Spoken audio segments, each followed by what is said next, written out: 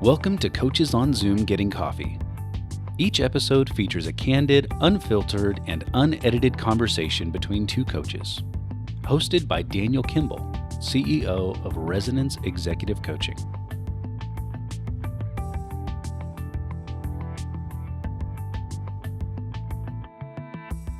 Hello, everyone. I'm Daniel Kimball. I'm here today with Marlena de Carion. Welcome, Marlena. I'm happy to have you today. Hi, Daniel. I'm really happy to be here. I just wanted to ask off the top, like what's top of mind, what's top of heart for you? I know that today is, what day is today? April 2nd, right in the midst of the COVID-19 situation. We can talk about that or anything else, but like what's top of mind, what's top of heart for you right now? Great question. You know, there's so much going on for all of us right now that what's most top of mind is how, of course, can I best take care of myself? And how can I also serve or help in any way that I can? So it's sort of like being on an airplane and putting your oxygen mask on first. Like, I'm very aware that I need to do that, and for my immediate friends and family and circle. And I also am listening and interested in how I can also help others right now. Yeah, I know I'm kind of balancing that too, like my own self-care versus everyone around me versus being of service in whatever way I can. What's showing up for you so far in terms of, self-care versus others' care? Well, it's interesting because recently a couple of opportunities came up to do some work and get online and kind of launch more of my business and, sort of pivot. Yeah. And actually decided to step back from doing some things right now because my habit and default is to just get into action. Right. Something intuitively was saying it's not quite time yet, and there will be a time later. So for me personally, I'm still listening for when the right move is for something bigger. On a smaller scale, I feel really good about how I'm offering clients support, friends or family, some free things online that feel good, talking to my neighbors, seeing what they need. I mean, just really responding to what comes my way. Yeah, and I've been trying to walk that line too, and it seems like it's fluctuating, At first it was like, minute by minute practically, or hour by hour, things would change for me. Things would seem to be changing for the world so fast. And not that it's not changing still rapidly, but I feel like I'm a little bit more caught up mentally and emotionally to what's going on, and a little bit more stable as a result. But it's just constant flow of, being of service to other people, taking care of myself, taking care of my family, taking care of clients, and really trying to be as present as possible. And I too can default to being in action to a degree that kind of crowds out other stuff. And I'm trying to be conscious of that too, and not be so much in action that I'm not allowing myself to really fully feel what's going on. And I think that's important. At the same time, everyone has their own path. I mean, for me, it's also about being in action and being productive can be a form of self-care. So it's like, that's helpful in some ways too. But if it's to the extent that it's crowding out other stuff, and I want to be mindful of that and maybe shift. Yeah, I think it's so individual. And like you said, there's no manual for this, Right. Who's No been playbook. through a pandemic lately? Right. Of this scale, not in anyone's lifetime, in most people's lifetime anyway, yeah. We are so making it up as we go. There's no right way. And it's unsettling for everyone because we don't have a roadmap. We can't do our normal thing. We can't get on the subway or the train or the car and go to work and produce our normal, things. I mean, it's forcing us all into these questions. How do I take care of myself and my family and my community? And how do I still engage? And for a lot of people who are externally engaged, it's really confronting the part of them that gets lost in that and doesn't take care of oneself. Yeah. Well, yeah. I'm curious, where would you put yourself on the extroversion, introversion polarity? Like, where would you land, you think? I think it's different for different personality styles as far as how you kind of work through this. Well, I've taken Myers-Briggs twice. The first time I showed up extrovert, the second time I showed up introvert. So both just kind of right over the line. So Right. I guess it depends on which day you catch me or what I'm doing. But I think by nature, I'm actually deeply extroverted, but I'm mostly extroverted, but I've gotten more introverted as I get older and as I go deeper into spiritual practice. What about you? Where are you? Like you, I've flipped. I think I've taken it at least 4 times, maybe 5 times, starting when I was like 19 and most recently, 4 or 5 years ago, so like my mid 40s. And the introversion extroversion has flipped. I think of the 4 times that I remember, twice was extroversion, twice was introversion. So similar to you. And I think that what that says to me is I'm kind of an ambivert. I'm kind of in between. But absolutely, these days, like in the last, I want to say 5 to 10 years, I'm much more on the introverted side. I just feel like that's my natural home now, but it hasn't always been. And I think for me as an introvert, in some ways, it's probably easier than someone who's like really strong on the extroverted side because I find comfort actually in downtime, comfort in reflective time, comfort in time, not necessarily alone, but in smaller groups and alone time as well. And I think an extrovert's going to have different strategies probably to be effective and kind of work through this situation. I know for me, there's a lot of questions on my mind. We're in California right at this point. We're maybe I think 2.5 to 3 weeks into social distancing and really more extensively a shelter in place order. Everything I'm seeing leads me to believe that that's going to be in place for at least until the end of May and quite probably, June, July, maybe even into August, something like that. So it's hard to say, but my best information that I'm seeing is like probably July and August might be before we really start opening things up again. And how do I navigate that is like a constant question for me. And I don't pretend to have the answers, but it's like I try to take it day by day and to figure it out as I'm going. And I think so many of us are making it up as we go. So for Yeah. you, as someone who is more on the extroverted side maybe than me, like what's your tactic or what works for you? Well, I'll just say first, I can't tell you how many introverts I've talked to that said, "Oh, what a relief. I get to be home and I have to Right. stay home now. I have permission to be how I actually want to be more in life." Right. And I just had a call this morning with a friend who was saying, finally introverts are okay, um, and so, and I also know that some introverts are like, oh yeah, the extroverts are pulling their hair out, but we could do this till maybe like 2035 or something. Jokes I've heard. Yeah. So there is that part of me that is, really okay with it. And then I notice the extrovert gets very restless and kind of, I do some physical practices at home. I dance several days a week and I walk outside as much as I can. And some of that is just because the extrovert wants social contact and can't have it. Yeah. Also can't be on Zoom all day, every Right. day. Right. So, yeah. Yeah. I know for me, one way in which I am maybe more extroverted is like on the physical activity side. I love to get outdoors. I love to do stuff that's in my body. And right now, like we're really not supposed to be outside that much. We do have permission to go out to get exercise, essentially. And I know you live nearby an open space, and so do I. What I found, at least in my area recently, in the last week or so since we've been doing this, the local park just tends to be, at least during regular daytime hours, meaning something like 9 a.m. to 6 p.m. It's just so crowded that it's actually pretty hard to, even across a pretty big fire road, you can't necessarily practice social distancing all the time. So I regretfully, because I love being outside, I love being in nature, but I just have really stayed away from that environment for that reason, because I want to be responsible to myself and to society and just really do my best to honor that. And I'm looking for ways, like I need to get in my body. I'm going so stir crazy. So one thing I probably will start doing is the same park. I was checking it out the other morning. I get up early anyway, so if I can get out there like 7 a.m.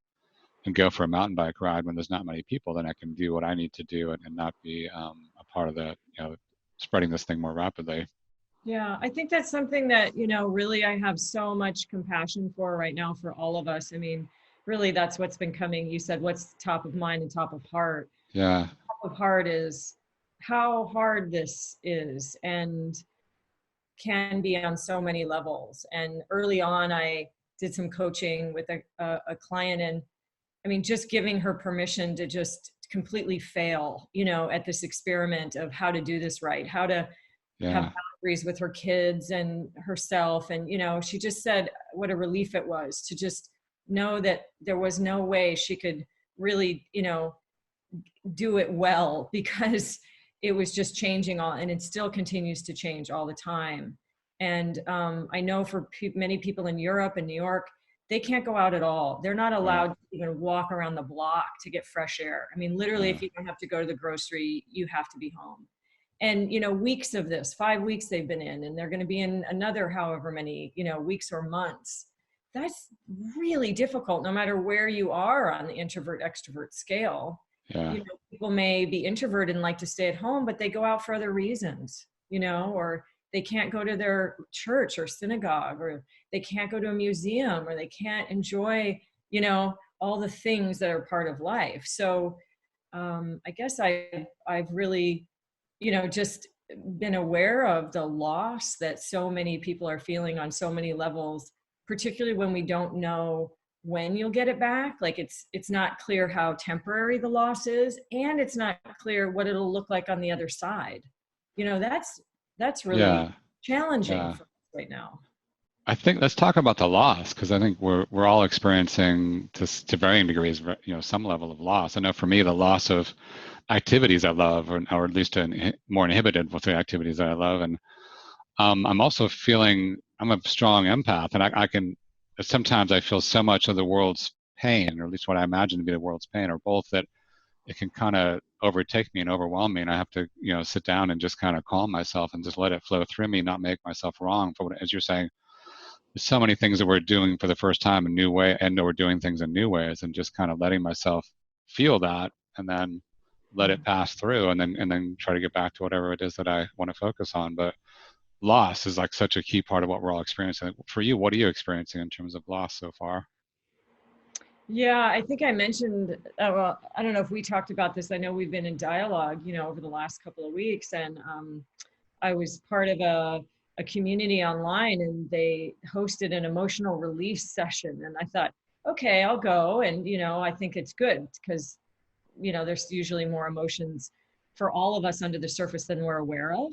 Yeah. And I've had a practice for many years of, attempting the best that I can at any time to try to go a little bit under the surface to what's really real. And in this session, there was permission to be really angry and be really frustrated.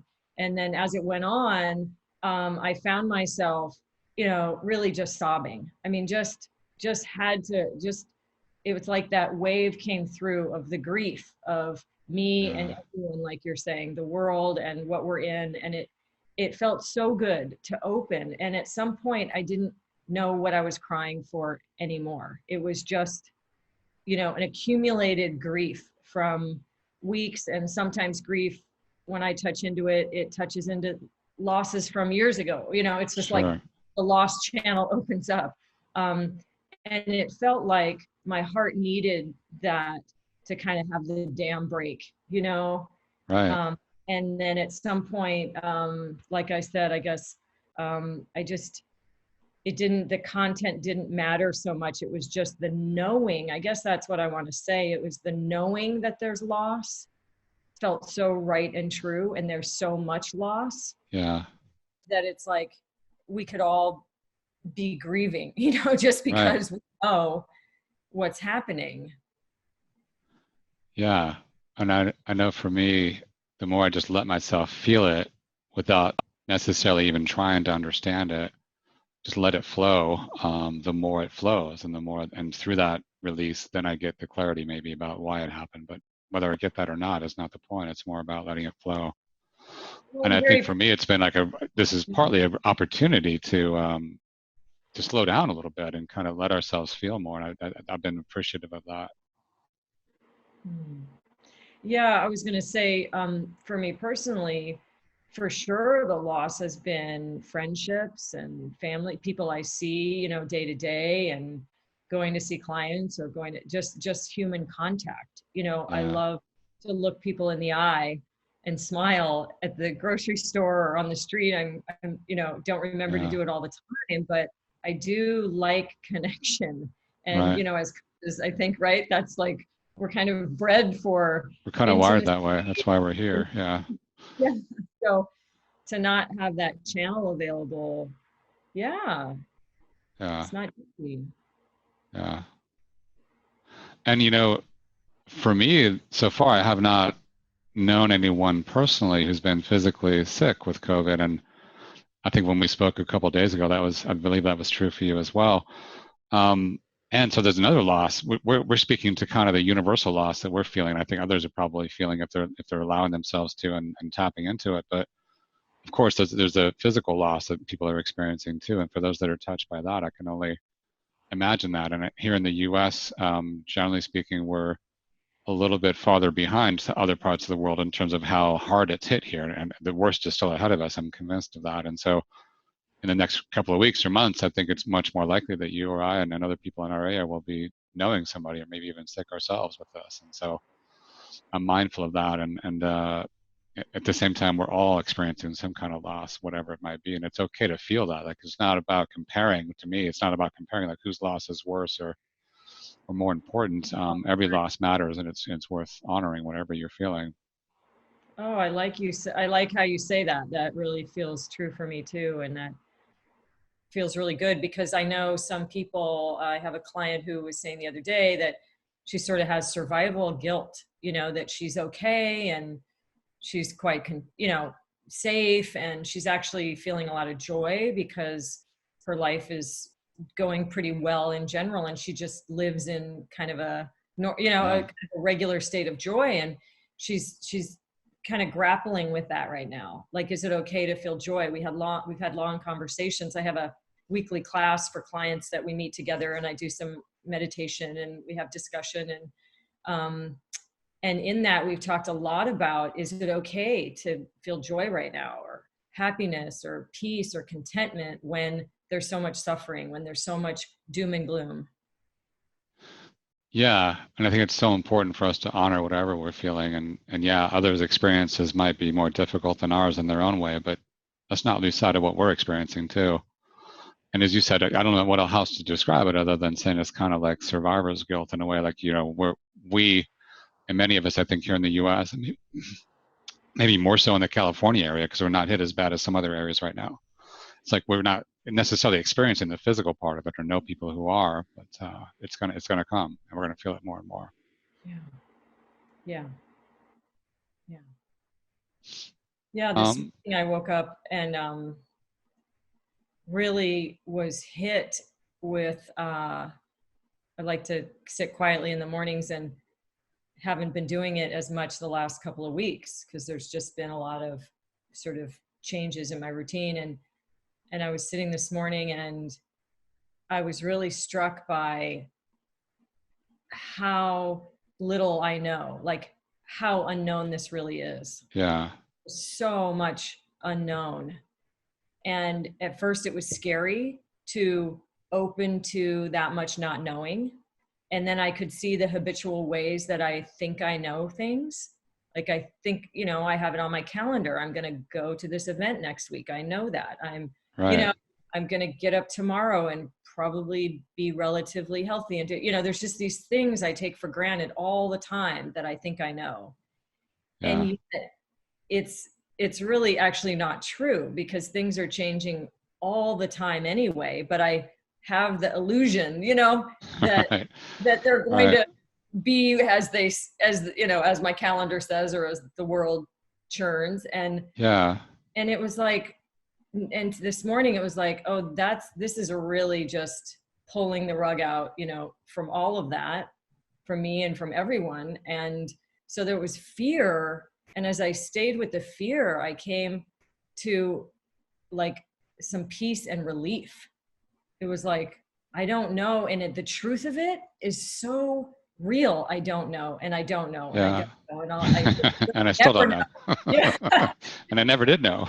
And I can tell that, like, oh, that's, it's not like I want to spiritually bypass and go, okay, I just don't know. And it's all fine. And, but it actually felt like a deep realization that is universally true. I mean, for me, eternally true, but that I'm Yeah, not in touch with in day to right, day. So right. I'm curious about your experience with knowing, not knowing, you know?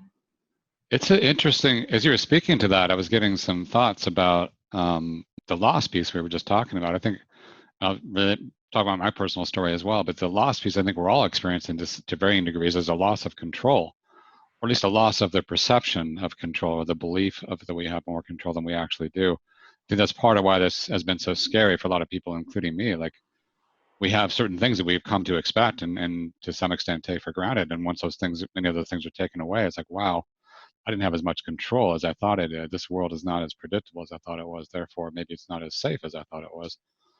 Um, I know for me, I've had, again, my emotions have been all over the place at times, and I'm generally an early riser. So on an average day, I might be up at like 5:30, 6 a.m. That's pretty typical for me these days. And when in times of stress, I tend not to sleep as well. I tend to wake up earlier than usual.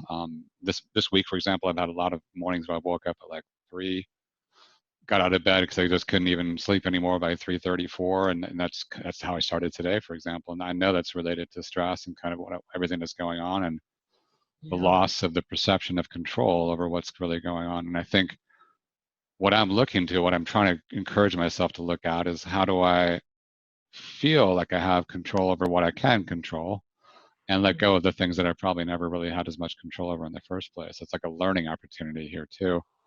I remember here in California, when the day that the orders came out for the state, I think it was the statewide shelter-in-place order came out, and we happened to have one of our cars in for service, and I had to go pick it up, and I called them up, and they just had an announcement had just come out like an hour or two before, and he was asking if I could get cash to pay him. I said, yeah, I can do that for you, because he wasn't sure as a small business what was going to happen with his money, coming in. So I happened to go to the bank that day, and I found out as I'm there, not a ton of people, but a fair amount of people were there in line, and many of them were taking out, like thousands of dollars of cash. And I'm like, whoa, wait a minute, this is getting scary, because now I'm wondering, is there going to be a run on the banks? Is our whole financial system going to be at risk here? And then, this announcement had just come out that felt at that time to me pretty draconian, although I kind of intellectually knew it was the right thing to do.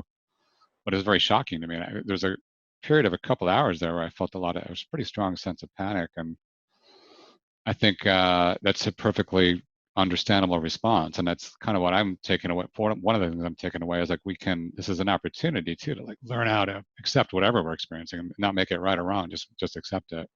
So be with what is, and accept that, moment by moment, it's a constantly changing environment.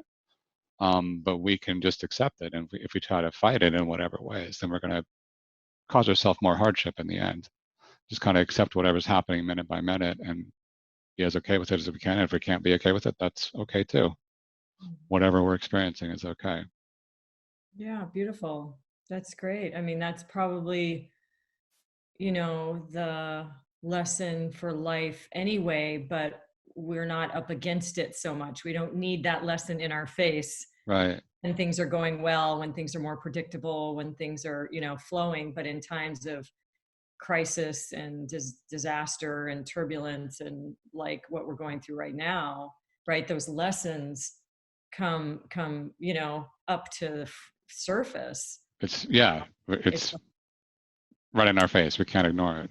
Yeah, like when you experience death of a loved one, or something, an illness or an accident or something, it shakes our habitual way of looking at things. It has for me. And then it invites some new opportunity to see things. And that's what I'm seeing a lot of. I don't know about you, Daniel. I think we talked about this the other day.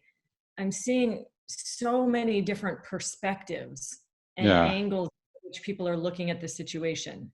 People are saying, oh, it's a gift from the pandemic to the world to slow down, and this or that, or, oh, this brought this on ourselves because, like, there might be a spiritual lens, or there might be a planetary or environmental lens. This has been coming because of what we've done to the environment, and what we've done to ourselves as human beings. And there might be religious views that people have about this, or the economists are weighing in about what this means for the economy, or political views that different leaders are having, and so it's like I'm listening each day to all these different possible ways to look at the situation, and who's standing for which view. Right. And who's saying, this is the way to look at it. You know, this is a growth opportunity. This is this is, you know, and so I'm appreciating that. And I'm also really liking allowing all the views to be there and all the reactions, like you said, all the states of panic and terror and grief and despair and joy and hope. And, you know, people are saying, this could mean something really cool for our world later, you know, if we Yeah. get through it. Yeah. So it's like each person gets to have all their own reactions and feelings and perspectives, and they're all going on all the time. You know, just get Right. online for 5 minutes, and there's just so, at least in my world, because I listen to many different channels perhaps, or I'm open to, you know, in different communities and different thought leaders. So that's something that I've really noticed is, given any one situation, people will look at that situation, right, From their own perspective. Yeah. from their own perspective. Yeah. And I don't actually feel very committed, I don't think, in this moment to one perspective. There's some that kind of resonate and draw me in, and I'm really listening and curious. And I notice myself going, okay, I don't actually want to get too fixed right now on any one perspective, because I'm appreciating all of them, because this is so new and different. I'm not sure what my view is yet. Yeah. Yeah. I know we did have a conversation about this the other day, and I agree, like all perspectives are valid from their own point of view. And I'm always looking, and I think even more so now, like looking for ways to make everybody right. And I'm not perfect at that. In fact, I think back on some of my conversations in the last few weeks, and there's a learning there for me, and that one of my things is I'm always craving clarity. I always want to get to that clear place. And I'm pretty comfortable being uncomfortable. I'm pretty comfortable with lack of clarity for a period of time, but I'm craving that clarity. And so I think that's probably a relatively common desire. But one thing I can do is sometimes jump too quickly to that clarity and or cling to it too much. Like my clarity is the clarity. And that's where I can get in trouble, I think, when it comes to being respectful enough of other people's points of view. So I very much strive to be in that space of all perspectives are right. How can I find a way for everybody to have their perspective be right and be heard? And at the same time, and this is a struggle for me too, and I think more so now, like how do I eventually draw some conclusions? If I go too far down that path of not really believing in anything, that's a great way to be kind of a pacifist and just, you know, reacting to life versus taking a stand for something. So it's a balancing act all the time. And I think it's another, you know, good learning opportunity all the time, and maybe more so now, but it's definitely something I struggle with. I can go to that place of clarity or try to find that clarity and think I've got the right answer, and then maybe be a little too strong in my opinions in conversations with other people, because I feel like I've got the answer. I'm trying to help them. It's coming from the place of wanting to help, but it can be to the degree that it can make someone else feel like their perspective is wrong or not being heard. Mm-hmm. Mm-hmm. Yeah, that's what I noticed early on, was I had some immediate opinions about the situation that are still there. Right. You know, some immediate opinions, some immediate, like, yeah, you know, some views and some things that I felt pretty strongly and clearly about. And then the more I sort of read and listened, it's like, okay, you know, okay, Marlena, like, that's fine. And you might eventually land on that same place, which is totally fine. And let's just keep open to hearing from the collective, you know? Yeah. And so in a journey of sort of, like you said, like allowing myself to have some clarity about what feels most true for me right now. And then sort of letting myself be influenced or open or listen to what others are saying, and seeing how that informs or shapes, or, you know, how my opinions reject that or whatever. So it's a really interesting time. I actually feel more open than I think I normally would, for whatever reason. That's interesting. Yeah. Maybe because the stakes are higher, or I'm not just in my usual, you know, way of being, Right. ideas and opinions and views and all that. It's like there's some in all this stopping and really questioning more, and you know, there's lots of conversations going on that I think are quite important. And I think that might be one opportunity now for everybody, is that it's shaking our status quo. Yeah. And what do we believe? Yeah. You know, where do we stand, and how do we want to perceive this? And that's the opportunity, it seems like, for any given view at any one time, is how do I want to relate to circumstances? You Right. know, coach, you know, that's the baseline of coaching always, is X is happening, my boss is being a jerk, and we can't change the boss. We try, the client tries, you know, Right. the employee tries, we try, Right. boss doesn't change, same. Okay, your boss is going to keep being a jerk, or whatever your perception is. What are you going to do, or how do you want to see the situation that's going to be most empowering to you? Right. And that's the beauty of having this consciousness that can shift around and be malleable and plastic and movable, that we can actually move beliefs around inside of Yeah. ourselves. Yeah. Fascinating as humans that we can do that. And so this is just way bigger than my boss is not someone I like or enjoy. This is like this Right. huge thing. Right. And like you said, moment to moment, day to day, we have the opportunity to just see, like, how am I responding now and now and now and now? And isn't that a wild ride to see Yeah. how we keep, reacting to what's happening, or actually shaping our view of what's happening?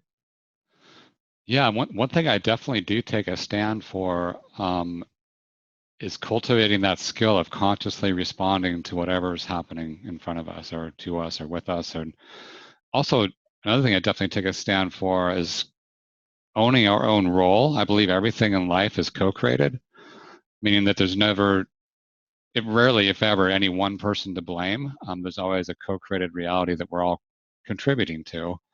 And from that perspective, I really try to see, like, what is my role? And one of my roles that I have the most control over is how do I respond to whatever people are doing around me, whatever's happening with a virus or anything else that's going on in the world. How do I consciously respond to that and try to cultivate the response that I think is going to be helpful, versus maybe going inside or retreating from it, or denying it in some way, or not allowing myself to feel what I feel, and or like grabbing onto clarity, as I was saying before, like really trying to find the right answer and believing I have the right answer, and then maybe being too forceful with how I talk about that with other people. So how do I, it's a constant balancing act of, like, how do I stay fluid and not necessarily commit to one path, or one set of beliefs or one perspective, while also taking a stand for it at the same time, like, and taking a stand for it, but being willing to be wrong is kind of the way I like to think about it. Mm. And I think right now, a lot of people are so, understandably so, like, we're all kind of reacting and adapting, and some of us have been on our heels. I know I've been on my heels more than I typically would be, and I think it's probably true for a lot of us. And especially in environments like this is a time when we can play more of a leadership role for ourselves and for everyone around us. I do take a stand for, again, how do we consciously respond, and what do we stand for without grabbing onto it so tightly that we have to make everybody else wrong. And I also recognize, and this is part of my learning in the last few weeks in terms of what's been unfolding and the conversations I'm having, and I'm becoming more and more respectful of nearly everyone right now is more stressed than usual. And many of us are going more and more into our reactive tendencies. And I think because of that, conversations can get even more polarized, even more heated, even more whatever your beliefs are. You may be looking for some, again, as I can do, looking for clarity and like latching onto something. And then conversations can go sideways as a result. We're also confronted with things that maybe we have been ignoring within our family life because we are stuck at home and we're spending much more time with our family members and our loved ones. And that could be a really great thing if things are going well. But if there's things you've been ignoring or maybe not giving enough attention to, it's going to be hard to ignore now. And speaking about the gift, as you mentioned, like, to me, in our conversation the other day, where I was saying one of my beliefs is that for every bad thing that happens, quote unquote bad, I don't want to necessarily attach a value judgment to it, but for COVID happening, which is challenging for us as a species in all kinds of ways, to me, there has to be an equal and opposite opportunity or set of opportunities that go with that, or gifts that come along with that. Like, one cannot exist without the other. Hate cannot exist without love.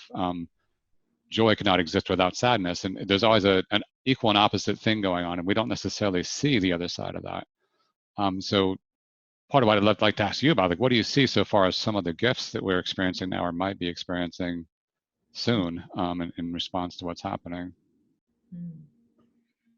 What a great question. As I lead into, as I sort of sit with that question, you did say something that that just provoked, I guess this, okay, great. This could answer the gift question. For me, and possibly for others, I can't speak to them, but there's so many things that as a kind of spiritual person and a person committed to my own personal professional development meaning growth, evolution of myself as a being, I feel like it's requiring tremendous patience, tremendous, what I mentioned before, kindness and compassion for myself and all the reactions that come up, and my neighbors who are, my neighbor has a difficult situation with his son who's at a special needs school and had to bring him home because the school wasn't, he might have gotten exposed. So we had to bring him home. So now he's got the son home without the resources that the son needs. And so every day I can hear them trying to sort out how to negotiate. And there's probably that going on all over the place, all these situations that I don't know about, where people are forced into, difficult family dynamics with aging parents or kids at home, or, and then the worst case scenario where someone's dying and you have dropped them off at a clinic and can't even say goodbye because they just have to go to this quarantine. And so the gifts are, I believe, the qualities of the heart can get developed. The qualities of the heart, which are kindness towards others, patience, forgiveness, compassion.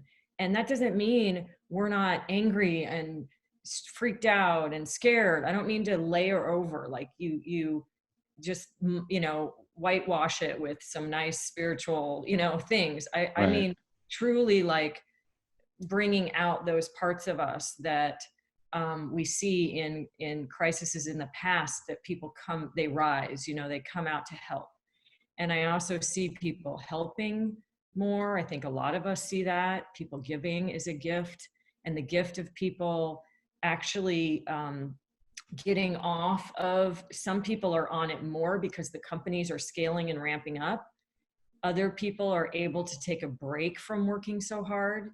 Now the downside is financially they may be losing dire and needed income. So I'm not saying that's going to be just a gift. It could be a huge cost, obviously, economically, to so many of us, and so many people in so many levels. And yet the gift could be that I get to, like, step out of the regular everyday kind of hamster wheel, to see what else is possible. Walking with kids in the middle of the day on a Tuesday outside and playing baseball. I see a lot of families across the street at the park, and I can't say whether that's a gift for them or not. I see these as potential gifts, but I would never want to say this is a gift for you, or this should be a gift for humanity. These are sort of gifts that I'm projecting, or sort of assuming could be possible.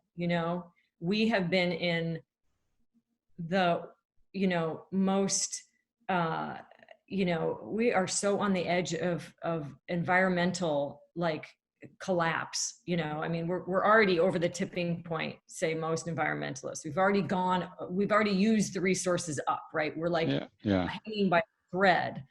So if this can wake up, if this can wake up our consciousness to the fact that our planet can't continue to give us what we need every day, and we can't just keep going and ignoring what's happening, then maybe something can arise to, in these last hours, meaning in the last years of, what's left of the planet as we know it, maybe there could be some radical shift.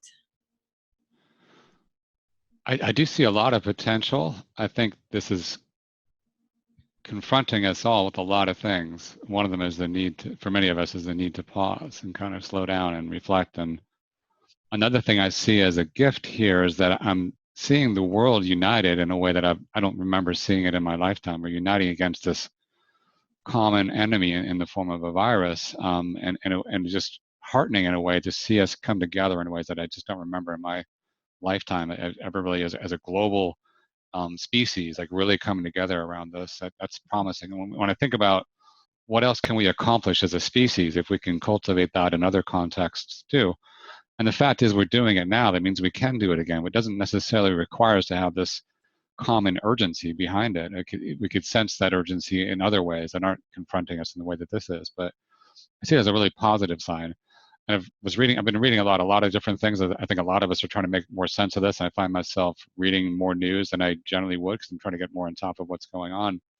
So I'm reading lots of different reports. One of the ones that I remember and really stuck in my mind is that the scientific community is working, like, many of them who are working on this specifically are working 24/7 for the most part, and also collaborating together in a global way, sharing information within a matter of hours across much of the scientific community as far as breakthroughs that are happening, new research is happening, new insights, new stuff going on at a much higher level than has been experienced before. And again, I see that as a gift. And what else can we accomplish if we find another sense of urgency for something else in the future? What can be done with that is a great question to think about at some point.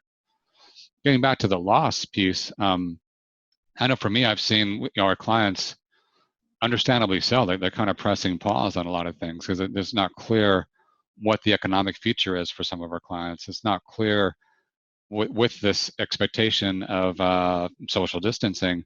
A lot of the work that we do is done face to face, and so there's a limitation there. Many of our clients are kind of pressing pause or just saying we don't know yet when it's going to make sense to engage in the ways that we had in mind.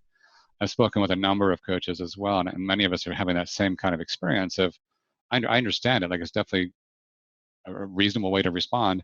And for us as coaches, I think many of us are concerned, like what's going to happen in the medium term or even in the short term as far as our revenue streams go. So how's that going for you so far? I've definitely got a lot of concern myself for all the reasons I just said, but what are you feeling so far around that? And for you, it sounded like you had a reason why you kind of wanted to pause anyway, but just say more about the economic piece I of that was for you. already looking to kind of slow things down this year for other reasons. And things have really slowed down, exactly what you're saying. I think people are pausing all over the place, individual clients, companies. So my work has dramatically, shifted, where I think other people that I've talked to, other colleagues, it could go both ways. People are like, yeah, I don't really have much work, or, oh, actually the company is like needing me more and more. So Right. I don't know if it's because I had an intention to kind of, take a little break for the first few months of this year and focus on some other things. But now that it's not chosen, and now I have no idea how long it's going to last. Right. I'm getting really creative. I've been Yeah. talking to my accountant more than usual. I'm talking to my bookkeeper more than usual. We're looking at all the books, trying to figure out, like, what are we going to do and how we get creative, and, what are the resources and how do I, what can I do without? And I think that's a big question that's going to be on so many people is, Yeah. if I can't have my normal everyday lifestyle, but also my, my financial means, then Right. what am I going to do? What can I go without? What's the bare bones? What's the most important? And that's going to be up for so many people. Some of Yeah. my other friends, or, colleagues are in companies that are just ramping. So they're like, I wish I had a break, but I'm working 10-12 hour days. So, affecting each of us differently. And those people are really grateful they have a job. They're so Yeah. grateful they still have a job. And then Yeah. other people are going, wow, what's the shape of my business, really going to look like, over Right. time? And, one of the gifts, I think that, Daniel, I want to check this out with you, but one of the gifts, to the degree to which we each get through this, however we get through it, or even just get through each day, I think one of the gifts is to be in touch with or come to know our own resilience. Yeah. And whatever that means and whatever that looks like, that the human spirit is incredibly resilient. And that's what kind of got me into coaching in the first place, was this capacity that we have to endure hardship, overcome with enough support. That's why I became a coach, because when I was a child, I needed support and it wasn't immediately available, but I Yeah. had like the best soccer coach, and I had so many, I had people, like a couple of people who really were there to champion me through those hardships. And so I still believe, right, that even if a lot of the external gets stripped away, with community, with connection, with coaching, with with our own work, we can find ways to be resilient. Yeah. But we're going to have to be really creative. It's not going to be obvious, and it's not going to be straightforward, and it's probably going to be pretty messy for most folks. Yeah. And I go back to our prior part of this conversation, talking about, the control and loss of control. And in many ways, I think the control was an illusion to begin with. If you think about all of our financial aspects of our lives that are threatened for many of us right now, and the material kind of way of living or the lifestyle that we've become accustomed to as a result of that financial lifestyle that we have, and now all that's on the table, all that's potentially going to go away or at least get changed in some fundamental ways. And it feels harder because it's an external force threatening it versus us consciously saying, I think I want to cut back on this or that or the other thing. We're being forced to reassess. I think many of us are. I'm certainly looking at that myself. There's also, that's in a way, there's a loss to that. Absolutely. I feel like there's a loss to being forced into that position. And then the other perspective I try to look at it from is it's also a gift, because if it was so important to me, probably it's not as important as I thought it was. Because if I can reasonably give it up now, then maybe it wasn't so important to begin with. And also it's an opportunity, as you were saying, to like let go of that illusion of control and focus on our inner resilience. And this, all the material stuff that we possess, we don't really possess it, in my view. The more I reflect on that, and kind of part of my spiritual practice is, yes, I definitely appreciate a comfortable, beautiful, abundant kind of physical environment, but it's also, I don't really own anything. When it comes to material wealth, it's like it's in my possession right now, whatever it is that I have, but I don't really own that. Because when I leave this body and move on to the next body, that stuff's going to go on to other people, and then that'll go on from those people to other people, and then it's all kind of on loan in a way. And the more I think about it that way, the more I think, okay, yes, I don't want to be forced to make some financial shifts that I didn't want to make, a month ago, but I never really owned this stuff in the first place. And so there's a gift to it as well. It's both a loss and a gift at the same time. Yeah. I like the way you're asking these questions and framing it that way, because I think that it feels to me like that's what we're living in right now, are all the losses, or Yeah. each day, losses, right? And then people reporting or feeling the gifts, that both are absolutely true. And we can't, like you said, have one without the other. Yeah. I'm doing this with my hands. They go together. Right. Joy and the sorrow, the hope and despair, but the loss and the gift seem to be this kind of theme that's coming out of our conversation. Sort of, how many losses can we both name? And if we could take a mic around the street right now, wouldn't that be fascinating to just, Yeah.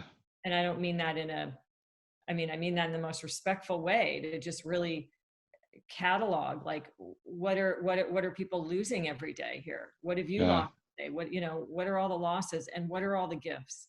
Yeah. And what a dynamic conversation, to even just have with your family or your friends or your community. I was talking to my neighbor, and he said that the week before all the businesses started shutting down, he got a big check. He's an inventor, and he's been waiting years for someone to want the thing that he's been inventing. Right. And a large tech company signed the PO order to have him, and so, Yeah. right at the nick of time. So that's the gift for him, is that now he has all this time to sit in his garage and tinker around with this invention. Right. Yeah. But Yeah. the losses, he was reporting other losses because his son lost his job, his wife can't go to work, so right there is like loss and gift. Yeah.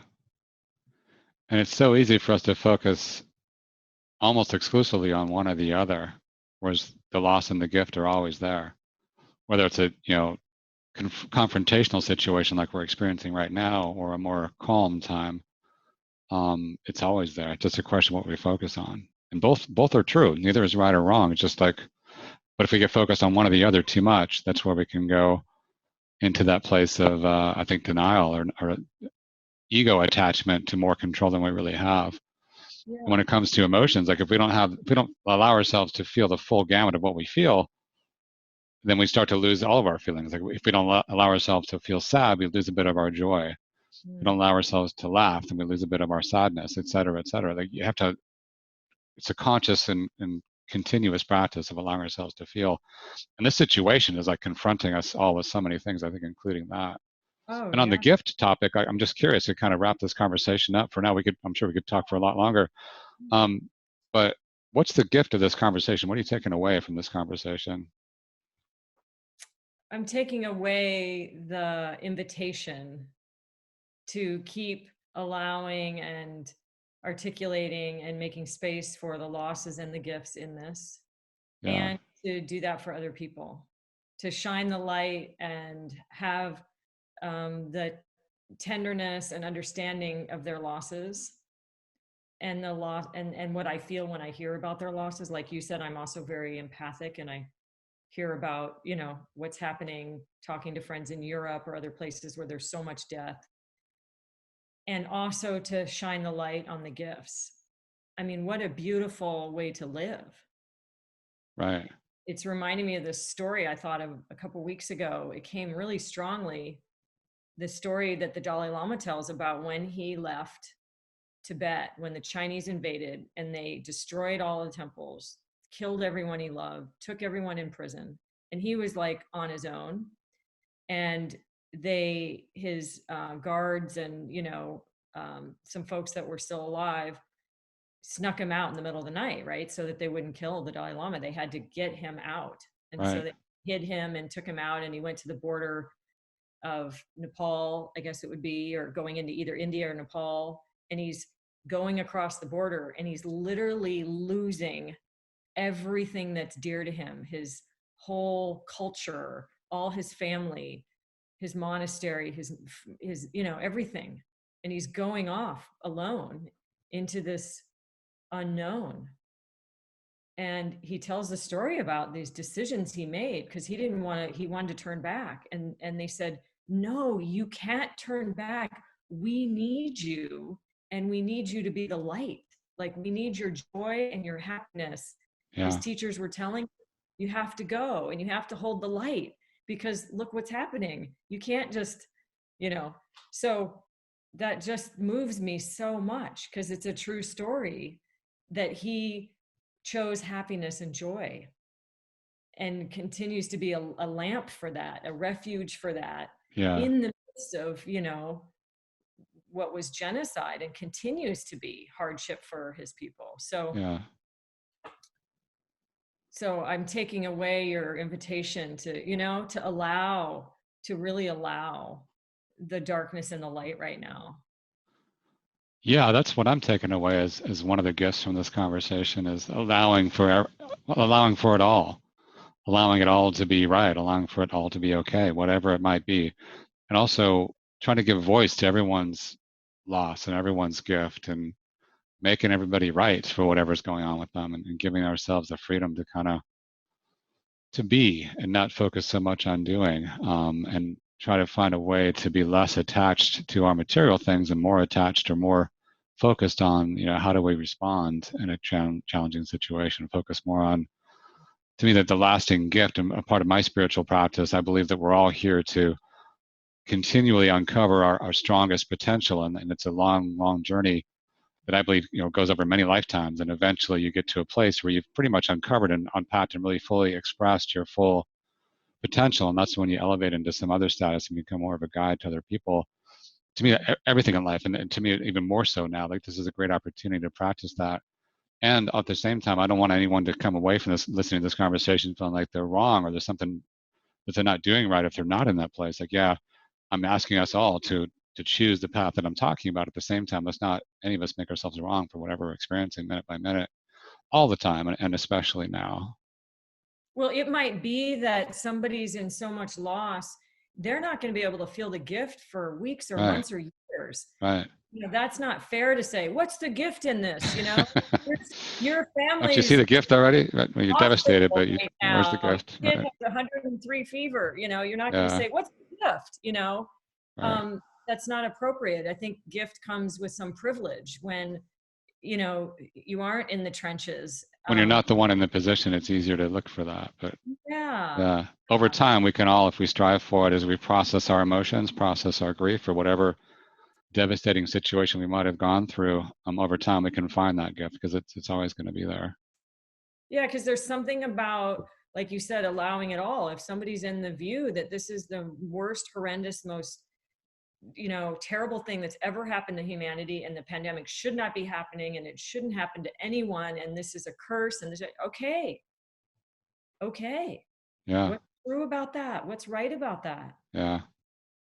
I don't want to wrench somebody out of it. It's like, if that's where they are, that's where they are right now. Yeah. Well, I appreciate you so much. Thank you for joining me for this inaugural conversation. Looking forward to more and more conversations like this. If people are curious to learn more about you, where would they find you online or elsewhere? Sure, Marlena de Carion, DeCarion. So you can just go marlenadecarion.com. I'm on Facebook, LinkedIn, website. That's also my email. If you look around, you'll find it, marlena@marlenadecarion.com. So happy to have more conversations with you offline, or fun. Hope Me it too. was fun. It was a lot of fun. Whoever watches it, or fun, or whatever the word is, interesting, or whatever you take away. It's all right. Thank you so much, Daniel. Thank you. Thanks for being here. Yeah. Take care. You too.